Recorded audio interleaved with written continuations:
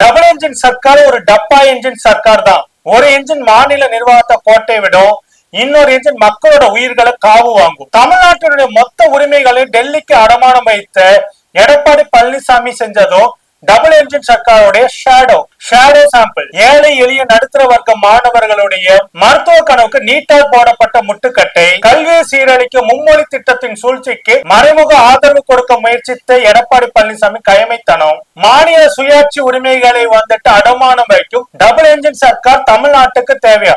தமிழ்நாட்டுக்கு எது நல்லது? திராவிட மாடலா, வடக்கத்திய ஆரிய பார்ப்பன சூழ்ச்சி நடந்த RSS மாடலா? மக்கள் சொல்ல போகிற தீர்ப்பு என்ன? இந்த டபுள் என்ஜின் சர்க்கார் இந்தியா முழுக்கமே ஃபெயிலியரான ஒரு மாடல். ஒன்றியத்திலே எங்களுடைய ஆட்சி, மாநிலத்திலே எங்களுடைய ஆட்சி அப்படின்னு சொல்லிட்டு அதிகார குவியலை வந்துட்டு செய்யக்கூடிய வேலையை தான் இந்த டபுள் என்ஜின் சர்க்கார் வந்துட்டு செய்யுது. இந்த தமிழ்நாட்டை வந்துட்டு காவி இருள்ல மூட வைக்கணும் அப்படின்றதுக்காக செய்யப்படுகின்ற சூழ்ச்சி தான் இந்த டபுள் என்ஜின் சர்க்கார். அதிகார குவிப்பு யுக்திக்காக மட்டுமே இந்த மாதிரியான ஸ்ட்ராட்டஜியை வந்துட்டு எடுக்கிறாங்க. ஏன் அஜய் பவாருக்கு நடந்தது போல கூட வந்துட்டு எடப்பாடி பழனிசாமி முரண்டு பிடித்தால் எது வேணாலும் நடக்கலாம். போராடுகின்ற மக்களுக்கு ஒரு விதமான உயிர் பயத்தை காட்டணும் அப்படின்றதுக்காகவே ஸ்டெர்லைட்ல அந்த துப்பாக்கி சூட்டை திட்டமிட்டு செயல்படுத்தி காட்டினாங்க.